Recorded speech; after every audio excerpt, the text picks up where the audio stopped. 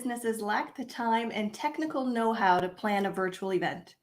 At Event Specialists, we know the platforms and how to plan virtual events that meet your goals and objectives so that you can take back those hours and focus on your business while we focus on your event. With so many business owners using virtual summits as a tool to generate revenue and build their brand awareness, here are four mistakes to avoid when launching a virtual summit.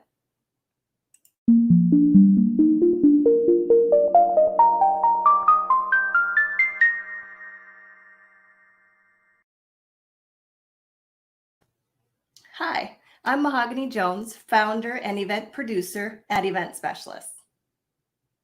Many business owners and event hosts make many mistakes when organizing the virtual summit. The good news is that you don't have to repeat the same mistakes. Let's go through some of the most popular mistakes people make when hosting the virtual summit and look at ways we can avoid them.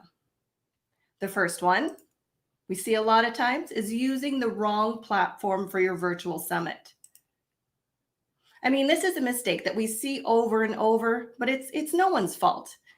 Like any event, leading with platform selection is usually what leads to choosing one that doesn't actually match your needs.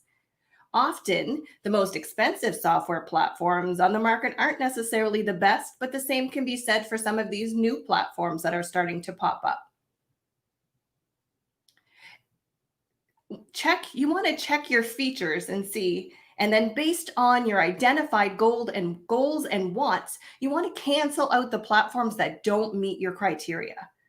Often, these types of platforms allow a 1 week to a 30-day trial, so don't be afraid to try them out, especially if you are producing the summit yourself.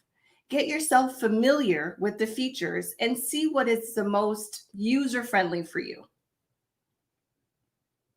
Number 2, long sessions. You want to keep sessions short and sweet. People get bored quickly or distracted by the open browser tabs, and it doesn't matter if a conversation or a session is insightful and engaging. There's usually a breaking point. So avoid the long sessions as much as possible. For best results, think TEDx style or consider limiting your sessions to 20 to 30 minutes each. If you think you have limited time with your speaker, you can provide post resources for your attendees. This only applies when you have the option of shortening the time. I know some organizations have credits or other driving forces behind the session time, but this is a rule of thumb and something I like to follow. Also, remember to add intermittent breaks between the sessions and consider adding some form of entertainment for your audience. Always think of that as like the DJ break or something along those lines. Mistake number 3, repetitive pitches. Stay away from repetitive pitches. We understand that for many businesses, the focus of launching a virtual summit is to increase your email list, generate revenue, and then potentially promote your products or services. However, don't be tempted to rinse your pitch. People are attending your virtual summit to gain knowledge, to learn about your topic, and listen to experts, not to be sold to. In saying that, it's okay to talk about your service and our product, but keep it light. Remember, your attendees signed up for a reason and are definitely expecting some sales content, but not a fire hose of buy now messages. And mistake number 4, which is one that we see a lot, waiting until the last minute to plan your virtual summit.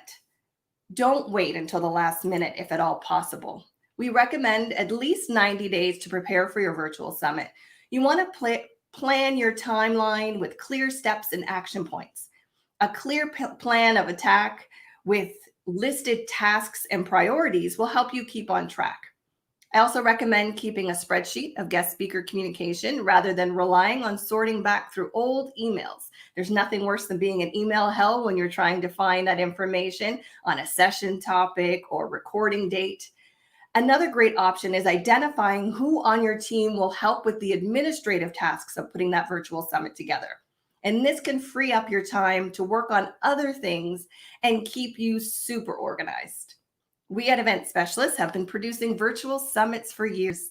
We actually began with telesummits, and that's going to totally date us. Yes, think conference call lines used for conferences. It was a thing.